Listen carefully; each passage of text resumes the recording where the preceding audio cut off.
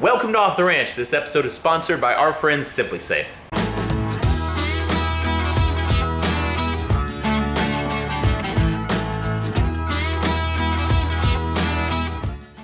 Dang, she's nice. My question is there any market for a car like that? Like, do people still want those huge boats of cars that, like, were never really cool? They were kind of like mom or grandma cars back in the day, and now it's like they're 20, 30 years old.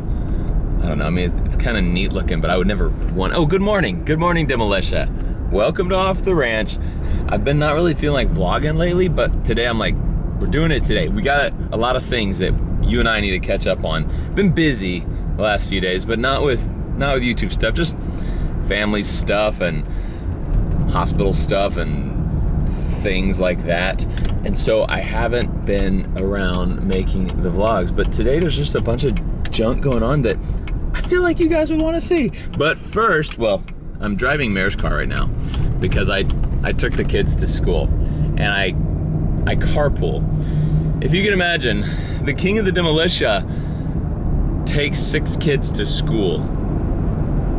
Yeah, I know. It's terrible. I mean, this is my life now. I used to be cool and do fun stuff, and now I go to someone else's house, pick up their kids, and take them to school too. Me and one of my buddies, we switch off days taking kids to school in the morning, and then the wives switch off taking them home from school in the afternoons. And so today was my day, but I can't fit, there's 6 of them. I can't fit all 3 of mine and all 3 of his in my truck, so I have to take Mare's car and go drop off kids at school. But now I'm heading back home. I gotta get a workout in today because I'm trying to stay on a schedule because, well, there's some big events coming up in 2020 that I have to win. More on that later, but I'll see you guys in the gym.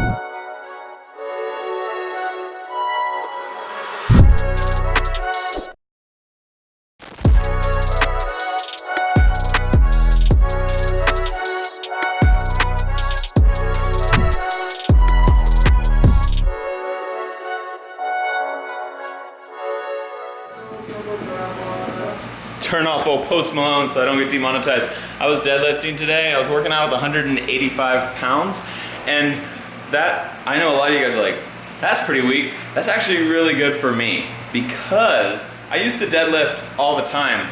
Like back when I was like 25, I deadlifted, I squatted, I bench pressed, but then I hurt my back at some point, probably when I was 27.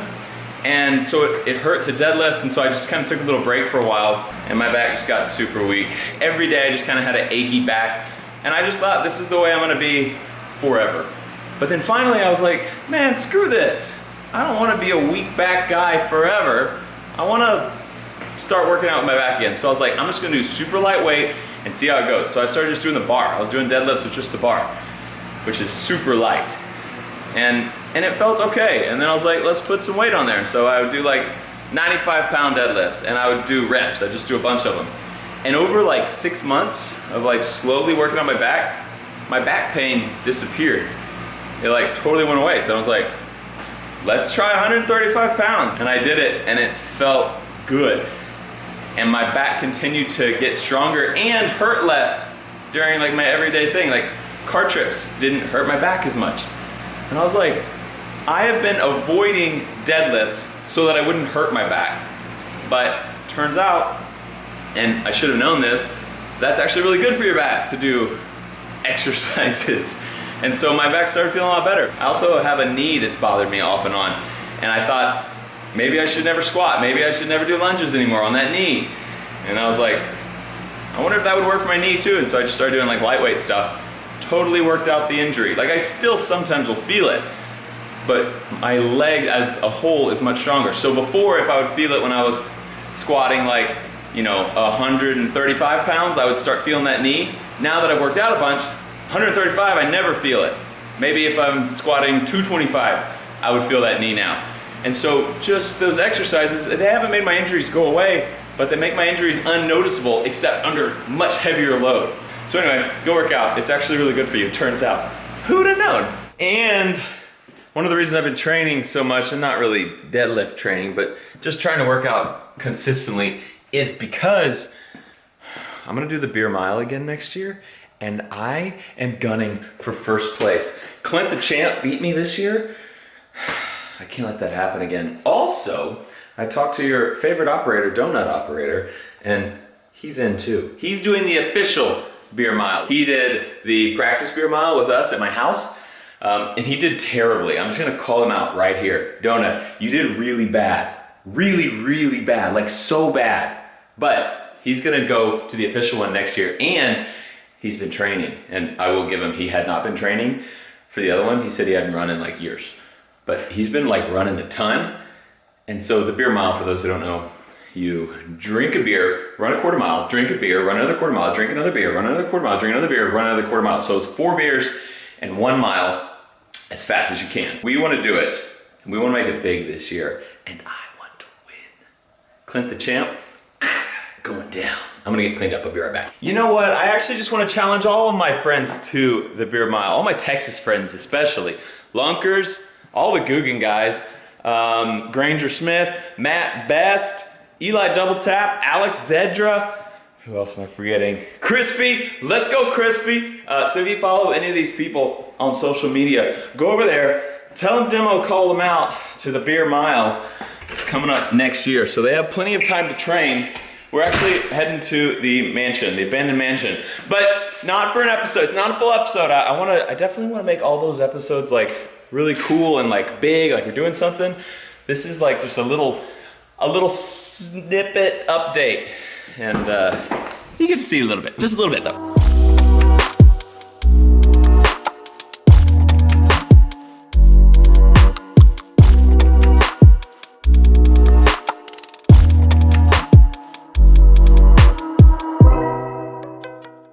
We just met with a couple contractors, Matt Reisinger and my local contractor, and we're just kind of getting our plan together. We've been working on the blueprints and just kind of figuring out everything we need, and it's just super boring content like that we've been doing. We've been working a ton on this house, but not any like sledgehammer kind of work, and so I haven't showed you guys because it's not the greatest video content, but soon we're hoping we will have some pretty good video content. And I was thinking, I think we're going to explore the land soon. A lot of you guys have been asking, like, what's the land like? And the land is pretty awesome. I've only walked probably 50, 60 something percent of it, and I've only done it once. So I actually don't even know what all is on this land, but I kind of want to go check it all out. And so I thought that'd be a cool like video that we could do while we're waiting for all these plans to be drawn up. We're waiting on the architects to figure out everything. While we're here, I want to show you one more thing. This is just, it's called OSB. It's just a bunch of like pressed wood, and it's this right here. That's a piece of OSB. That's what it looks like. This is really cool. It's the same kind of thing. There's pressed wood right there, but then on one side of it, it has this foam, and it's for insulation. So instead of just that, it's that plus insulation. And Matt brought this over just to kind of show it to us. Pretty soon we're actually gonna take off all the rotten stuff, probably all the stuff actually, rotten, and start over, just totally start over. And I think we're gonna come back and put that product on, which is gonna be a super solid, super waterproof, super secure, and an insulated product, which is gonna help our utility bills awesomely in this giant house. It'll really help if it's all super insulated. Like, we're making decisions like we are gonna live in it, so I feel like it's gonna be really hard to not live in it after we, you know, I can't tell you. There's secrets coming up. There's secrets coming up that I'm gonna tell you in the next Renovation Ranch episode. I'm leaving the abandoned mansion, and whenever I leave, I make sure to lock it up so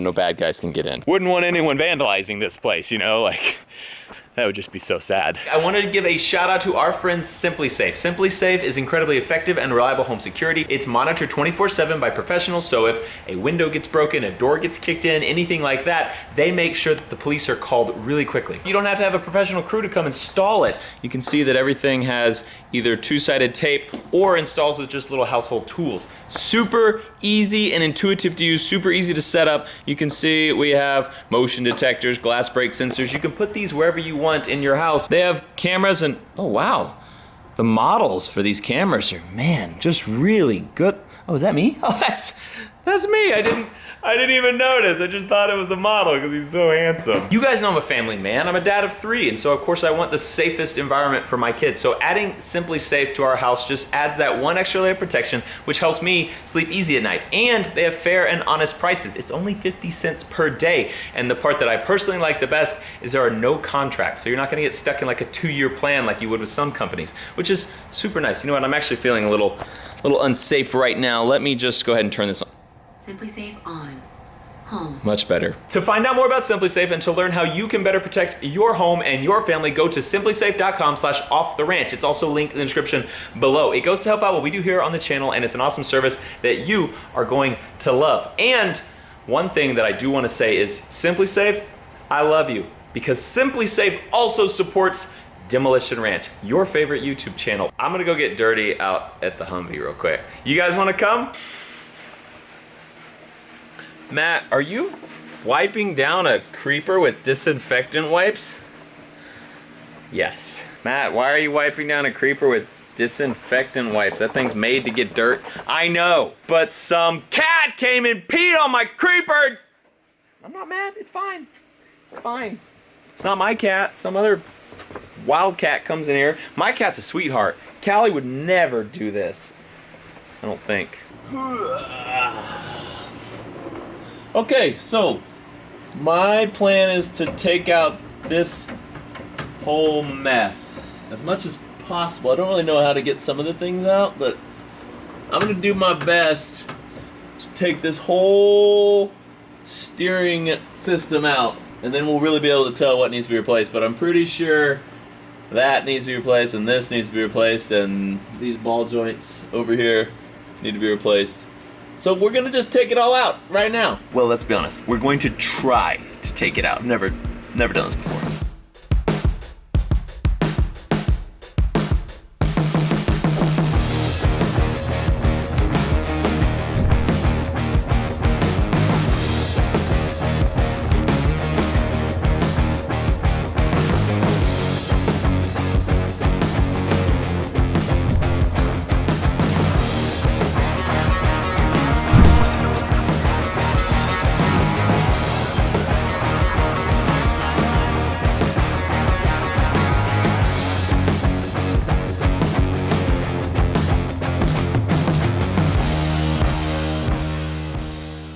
That was fun. The other day I said I didn't know a whole lot about steering, and I still don't, but I know a lot more than I did then because I've been researching. And I have done tie rods on, I did them on the Bug, but that was on a 1971 Volkswagen Beetle.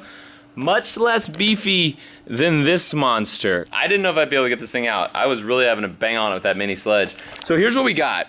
This is where the pitman arm connects, and I can't actually get the pitman arm out. It's like geared onto the steering box, and it's loose. It just is like just stuck. So I need to get the pitman arm out still.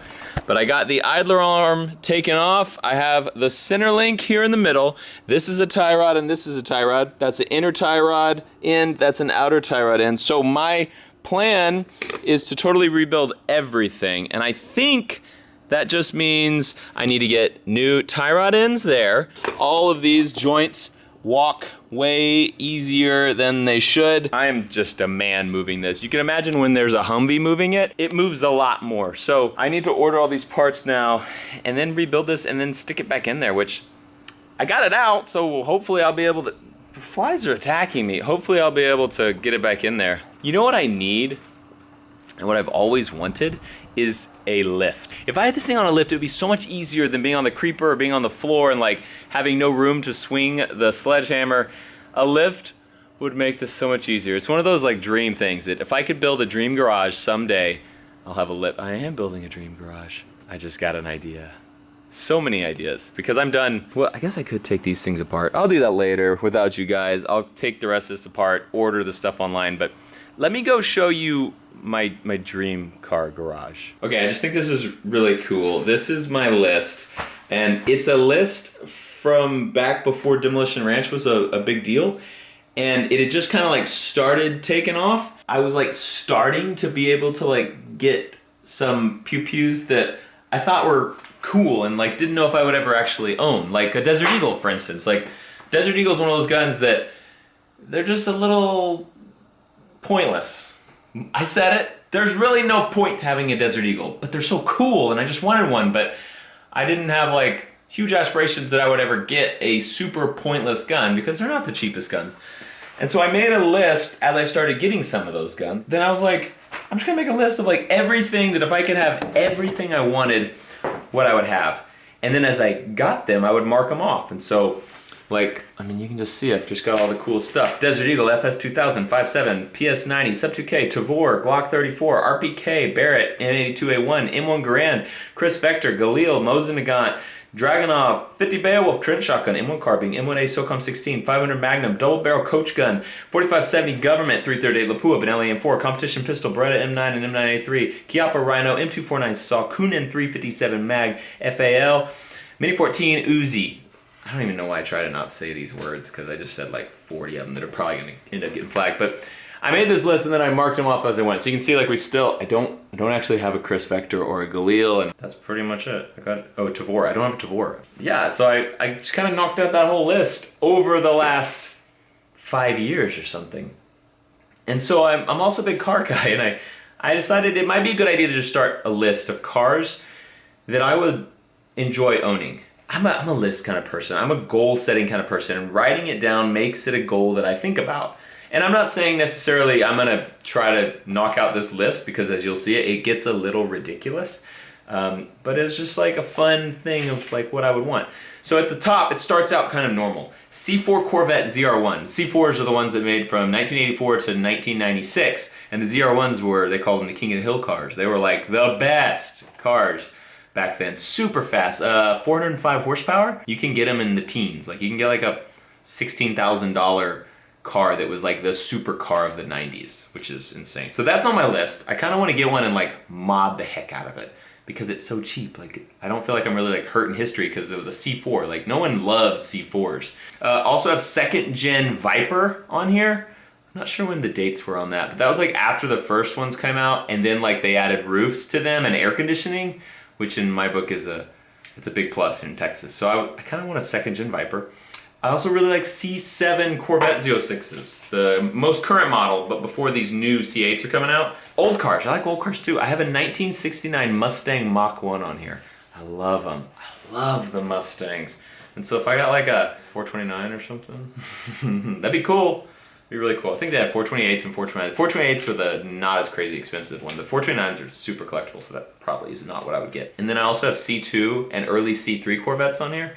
And I'm not saying I want all these at the same time. This list, I started with the Pew Pews by just getting one, and I would get it and play with it for a little bit, and then I would trade it for one of the other ones. And so that's how I started marking off the list, because I never wanted to have all of them, well, I never expected to have all of them one time. So that's probably how I would do these cars too. You're gonna see, it's gonna get crazy in a minute. Not right now though, because the next one is an old VW Beetle Baja. I love the Baja Bugs. I had one, and I left that on here because I kind of still want one. I miss having the Bug, and really it's just the Volkswagen. If you have a Volkswagen, an old Volkswagen Bug, or a bus, or a Carmen Ghia, like you're in a special club, and I was in that club for a while, and I miss being in that club, so I kind of want to get back into an old VW. Here's where it sort of takes a turn from like normal guy wanting a car to like Matt's office rocker. An 05 or 06 Ford GT. I love it. That's actually probably my favorite car of all time. Mid-engine, supercharged, crazy car. Again, of its day, of 05 and 06, it was the car. It came out and just blew everyone's minds.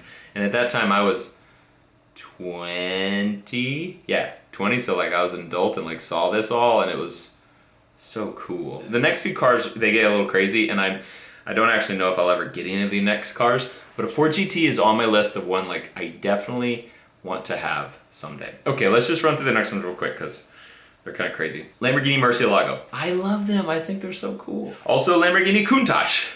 Just because they're just so ridiculous looking that they're still, and they're 80s cool, man. They're just so cool.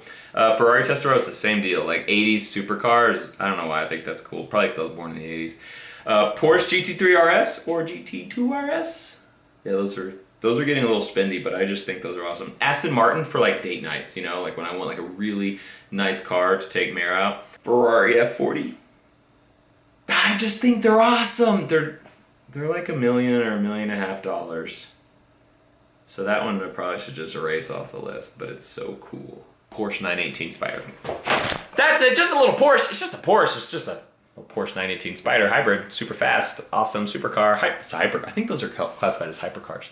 Anyway, that's what I do. I make lists, and then I make those list bullet points into goals, and I try to make them happen. Make yourself a list of things that you want to accomplish in life, whether it be things you want to do, goals you set for your health, your finances, your family, whatever.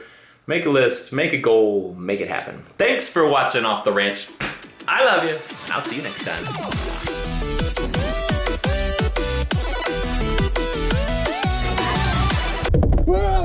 Oh. Hey, what camera is that? Number... Shut up! Don't tell Mayor.